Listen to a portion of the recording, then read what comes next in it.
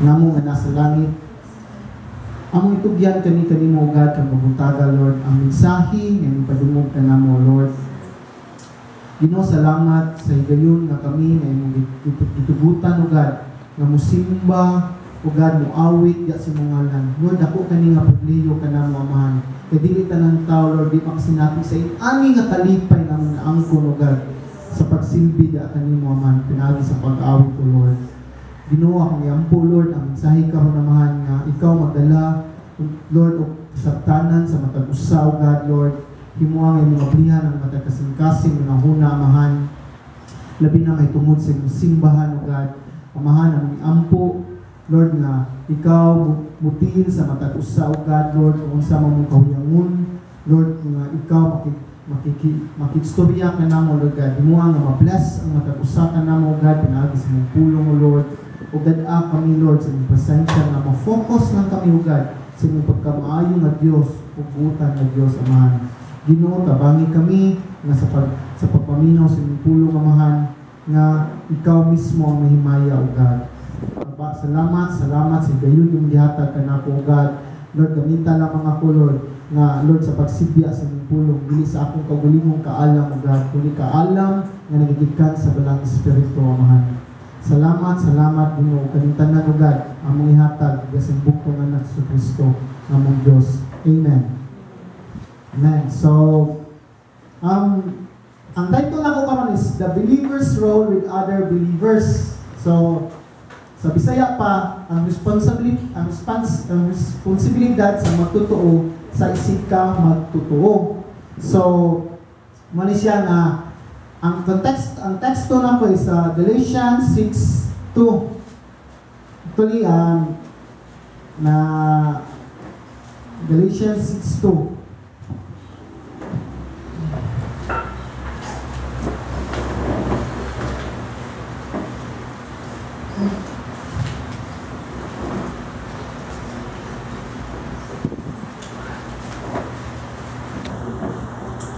Galatians 6:2, basahan ako sa Cebuano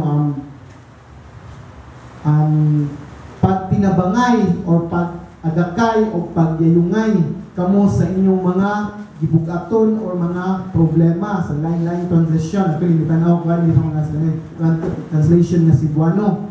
Tungod kay kung maoki ni ang inyong buhaton, matuman ninyo ang sugo ni Kristo.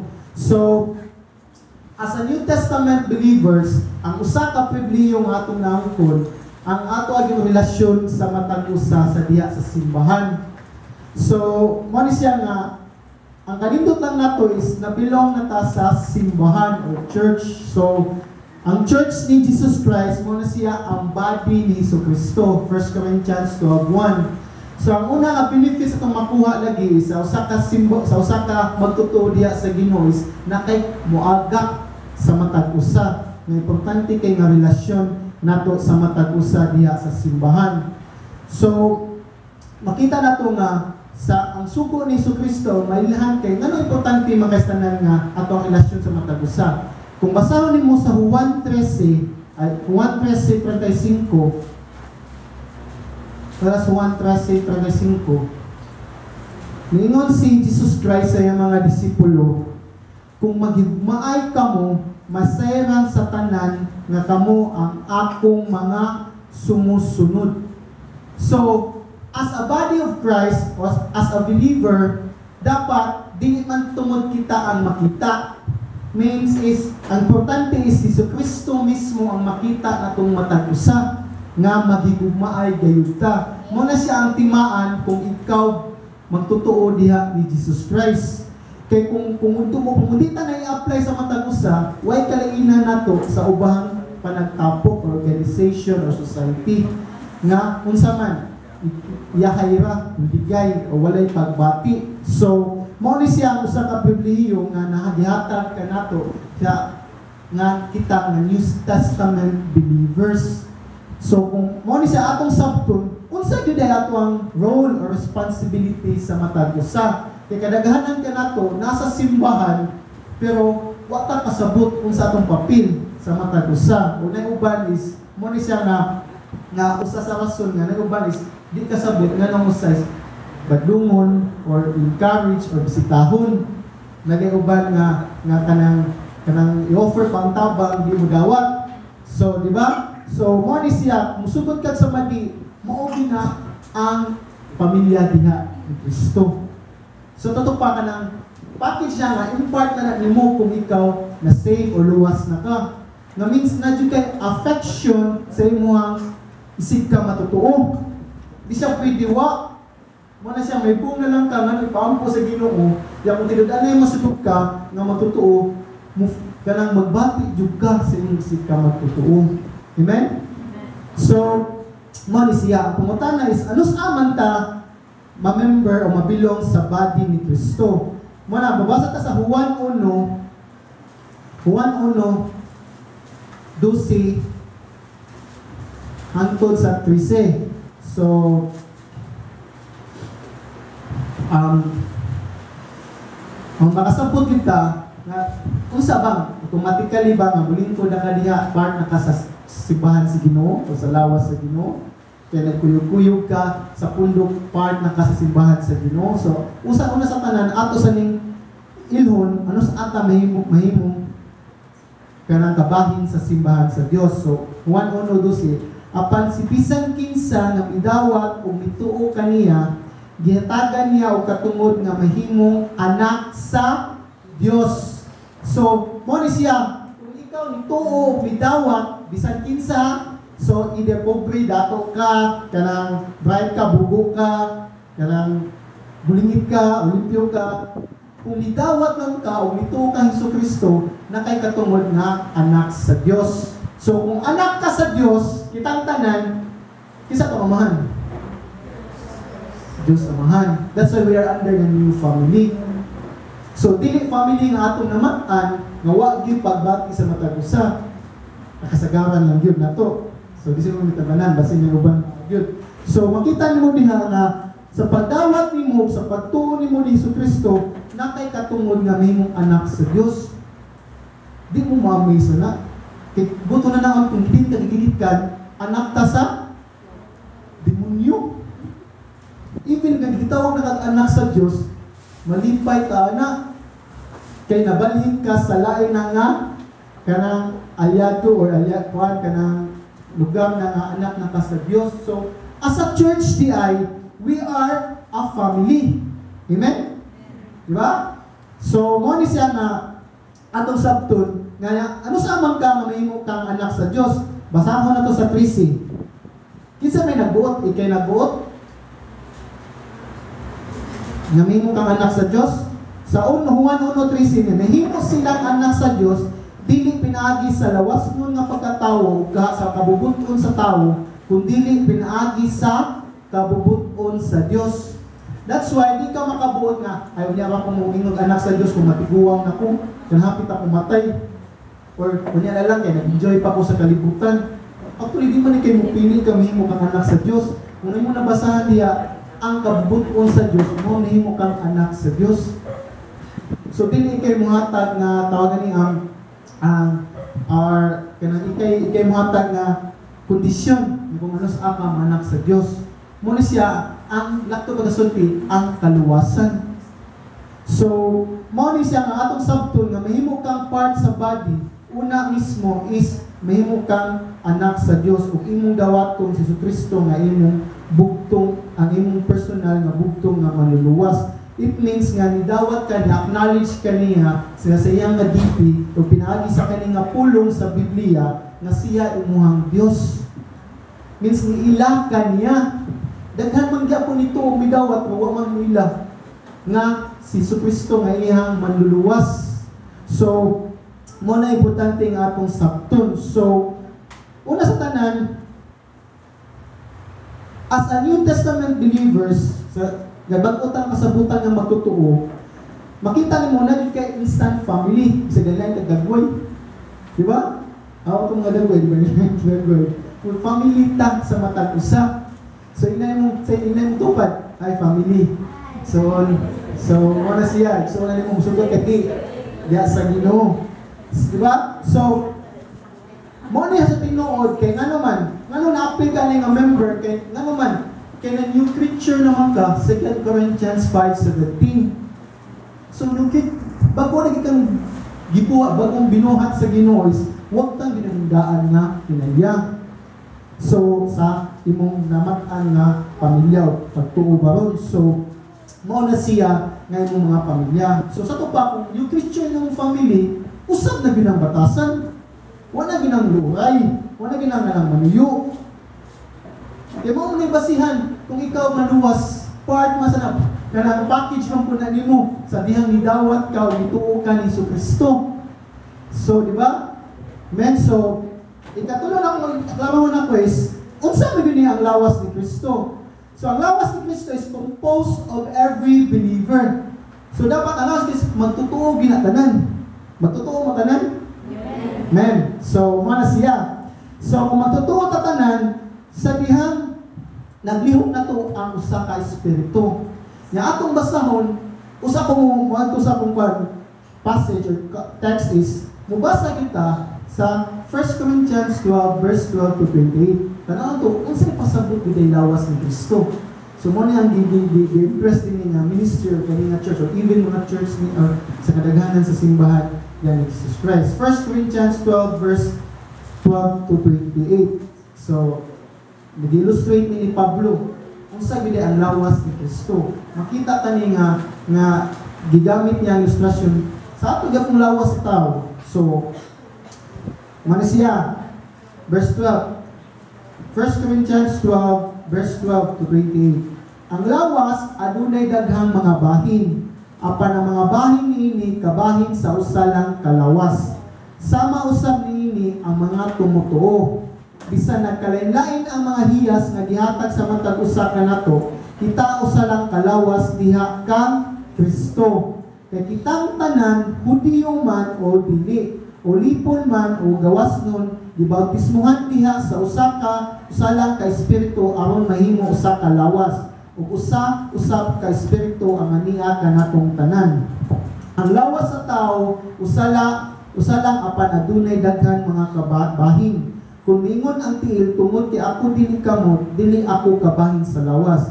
Dili kana basihanan nga dili siya kabahin sa lawas. Ug kung mingon ang dulunggan tungod kay ako dili mata, dili ako kabahin sa lawas. Dili usab kana basihanan nga dili siya kabahin sa lawas.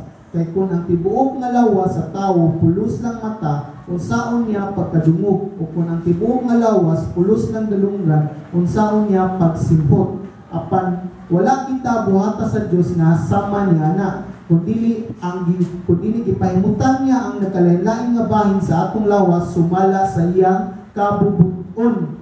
Kung ang lawas adunay usa lang kabahin, dili na kana matawag nga lawas. Ang tinuod daghan ang mga bahin sa atong lawas apan usa lang gayud kalawas.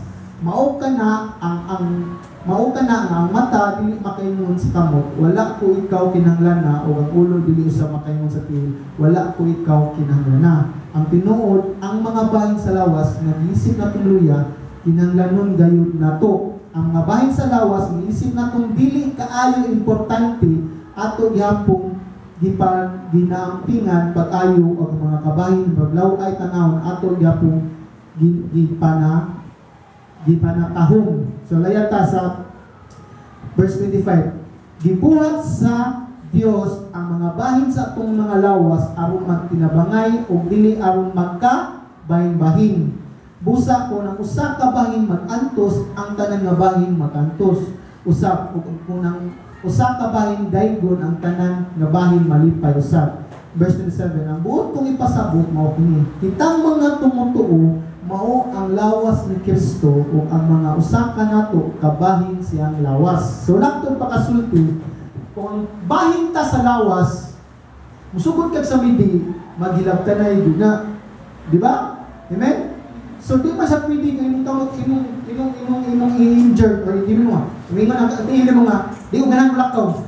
Yung sa katili mo mulakaw mo. So kung may mental po si mulawas, imong gisud. Kung imong gipamalize ang tibok ni mong lawas, kaya sa kabuk na di mo dawat na siya kabahin sa lawas. Amen? So mo na siya ang simbahan ni Kristo. So mo na siya ang point na to na matagusa is Nakto pagkasulti, kung part ka sa lawas ni Kristo, kung ikaw magtotoo, nadyo kay labot sa kong kinabuhi, nadyo kay labot sa matapusan kinabuhi. Muna yung duwalin ni Pastor Judge na to, pabalik-balik. So, before ta makasabot ana, based sa tong context, basahon na to, kumasahan ko sa English, ang Galatians 6 verse 2, yung din Galatians 6 verse 2, bear one another burdens and thereby fulfill the law of Christ. Sa Sibano pa, pag pinabangay o pag-agakay ka mo sa mga problema, pag binabangay ka mo sa inyong mga problema, tungod kay kung ma-okay ng inyong baton, matiman ninyo ang sugo ni Kristo. So, i-reverse na ko, magsugod ko, matuman ninyo ang sugo ni Kristo. So, una sa tanan, ang una tumuhaton is dapat makibawta unsa ang law ni Kristo, balaod ni Kristo. What is the law of Christ? Kaya we cannot help directly believers kung wata kasabot unsa ang balaod ni Kristo. So, ikaduha na ko is unsa na to pag-apply sa kaning balaod ni Kristo sa isig ka magtutuo. So, mo ni siya nga atong sabturo na is unsa man gyud ang balaod ni Kristo. Kibaw kita ang balaod ni Kristo ma-describe pa jud sa usa ka pulong. Unsa man? Gugma. Diba? Amen? Kaya di man ta pwede maluwas kung walay gugma. Di sa ta pwede nga buhit pa ta karon kung walay gugma. Yung ano man? Romans 6:23. Ang bayad sa sala, kamatayon. Yung kadagdaw kang mga sala, supposed to be patay na ta. Diba? So muna karon ang gugma sa Ginoo until now, gihatag yapon niya nato. Ibilan kanang hangin natong gihanggap. Bisag kita ko na magtotoo, rebellious yapon ta kanunay. So pasalamat ta sa grasya o sa gugma sa Ginoo. So kaning gugma nga pulong is diha ang gospel nga nahimong good news because of love. Diba? So ang gugma sa Ginoo gihatag dinhi kanato sa mas gikanta nga gigugma ta nga dita may gugmaon. Dita angayan, kita anak sa kapungot sa Ginoo o kung sa mata mga building nga mga tao. Pero ang gugma sa Ginoo gihatag ng yapon. So I hope makasabot ta ni. So even until now, ang gugma sa Ginoo is nagbubo yapon dinhi kanato. Then, mo ni siyang pamatana, giunsa man pagpakita sa gugma sa Ginoo dinhi kanato. Giunsa man? Giunsa pag-manifest ang gugma. So, mo ni siya nga gipadala niyang bugtong anak para mo sakripisyo o mubayad sa ato ang mga sala. So, makita nimo ang gugma is di siya ingon nga wa kay gibuhat. Mo na ang gugma is an action word. Kung basahin mo sa 1 Corinthians 13, what is love? Nga na diha. Di kaya gugma, feelings ra. So actually, nag-discuss si Pastor Roger, nag-preach na niya unsa ang love of God. Kita na sa John 3:16.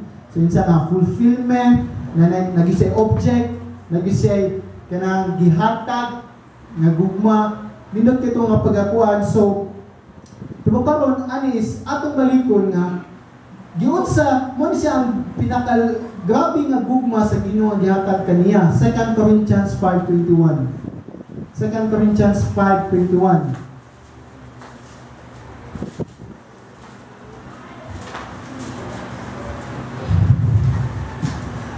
Si Kristo wala gayon sala apan siya maong gipasilutan sa Dios tungod sa atong mga sala. Aron kung anaa kiniya kung anaa kita kang Kristo, ipakamatarong kita sa Dios. So makita mo diha, si Kristo nga walay sala nahimong makasasala para kita mahimong matarong. So it's a great exchange nga ato ang nadawat sa matag usa. So mo siya ang summarize sa gospel put. Mo ni gitudlo ni Pablo diha. Kung makita nimo siya mo na ang doctrine of imputation. Doctrine of imputation means ikaw nga makasasala, bankrupt ka, kuman buti nakay-account man illustration nila nga nakay-account sa bangko nga walay sud kuman gisudlan kag 1 billion yang katong 1 billion na bankrupt wag exchange ang iyang account nga nimo. So mao nang ato biskita makasasala gikuha ang atong sala gibali ni Kristo sa Dios Amahan ug si Kristo na nahimong makasasala. So makita nimo si Kristo na ang nibayad sa atong mga sala. So kung kanisan mo, kung kita tawhanon, kung kita ginaya, kung exchange biya tag even butang lang, di ba? Exchange kita makanaw kita sa value kung equal ba. Kasi ang Ginoo, wa siya makanaw, dapat ay value. Actually, wa tay value sa matas Ginoo. Pero exchange niyang butong anak. Muna nahimot ang valuable in the eyes of God because of His Son, Jesus Christ. Muna siya ang gospel. Sa dihang niya tuog ka ni Jesus Christ, nahimo kang matarong.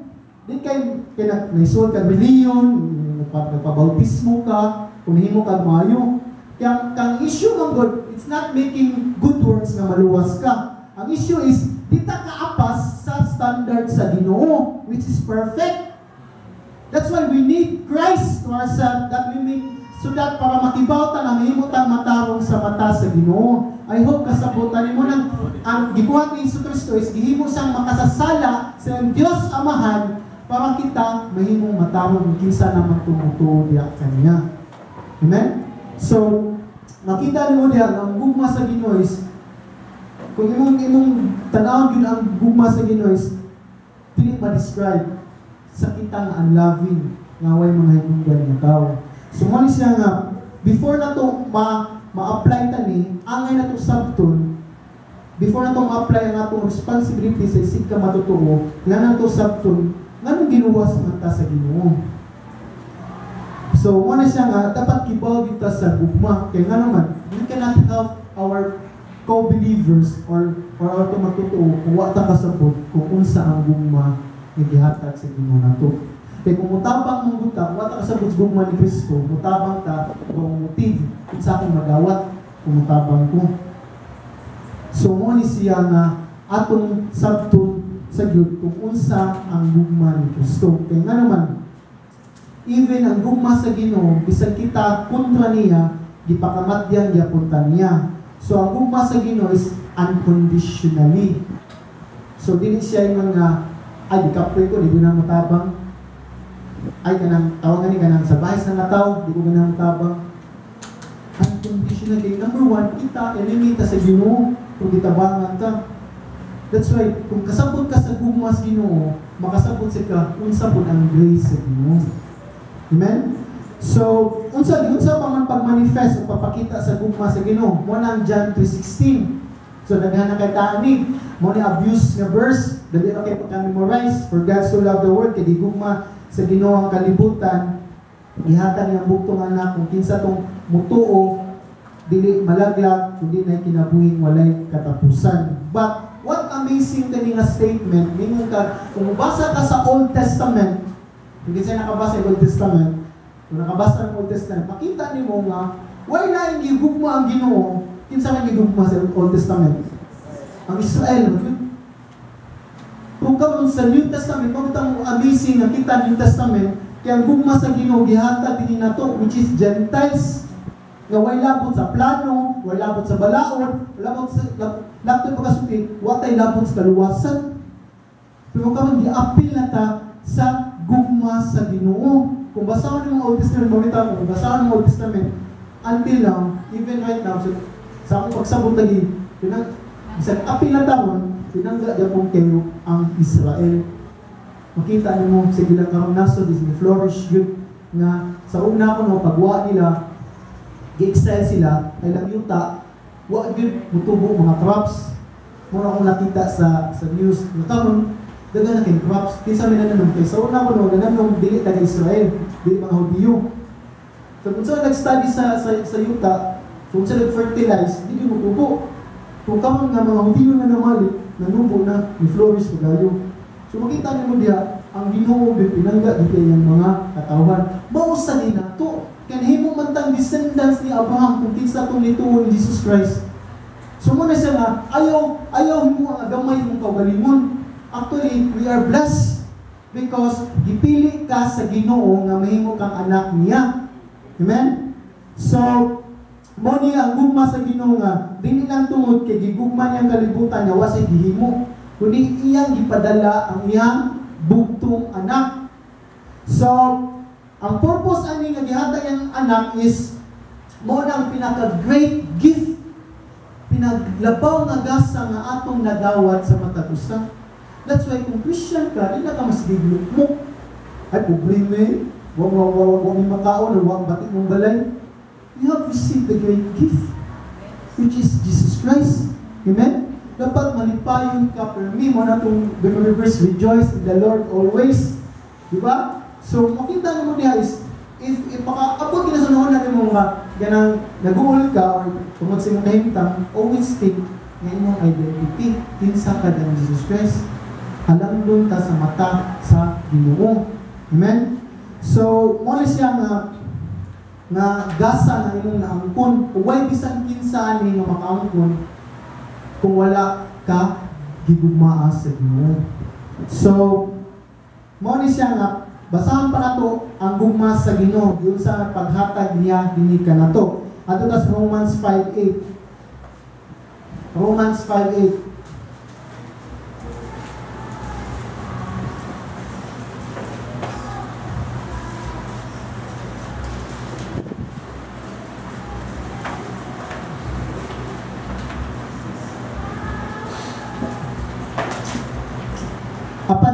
Apan si Kristo nagpakamatay alang kanato. Kinsa ni alang kanato? Kita. Bisan pa og makasasala kita sa ingon niini nga pamaagi gipakita sa Dios ang iyang paghigugma kanato. So laktod pagasulti, we are the enemy of God. Kontra ta sa Dios pero gipakamatyan ta. So mo itong sabton nga gugma sa isip ka magtituo na to, even sa dili magtituo. So mo ni siya nga ato ning sundon nga gugma. 1 John 3:1. First Juan 3:1.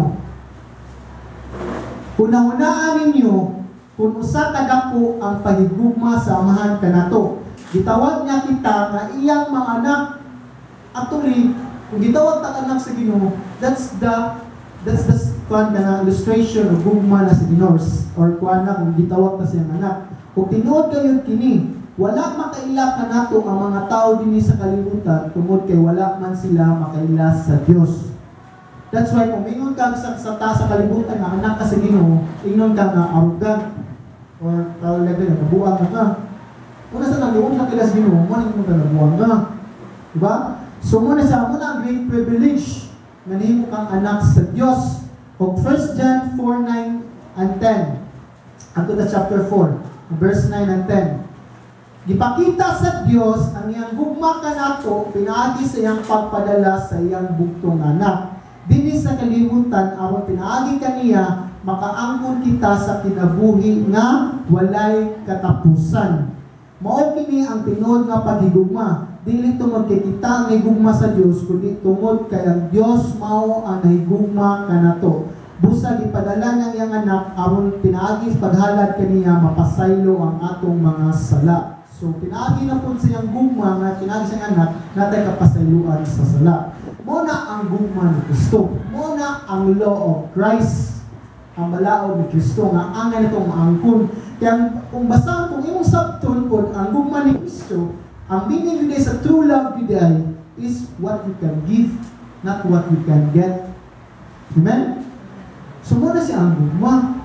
Muna na what you can give na beyond. Dili kay makagiva ka kanang with your comfort beyond kanang beyond labaw pa si mong makaya, labaw pa si mong buwan mo na siya ang pinudala niya gugma. But most of us lagi kanang mutabang mata kung based pa sa tong comfort zone. Mo ni siya nga makasabot kita ta unsa ang gugma ni Kristo ang gihatag nato. Para makasabot sa ta, kung saan na ito pagtabang ang isig ka magtotoo kung kinsa man angay agakon o kabangan. Amen? So, pero ang kanina context, as a believer, kung saan mo pag-fulfill sa law of Christ o pagtuman sa balaod ni Kristo, makita niyo nga ang greatest commandment ni Jesus Christ na iyang isulti sa kadaghan sa iyang balaod 200 or 300 kapin na nasa Biblia. Makita niyo iyang i-summarize in 2. Di ba? Ang sa ito ang greatest commandment sa Ginoo? Oh.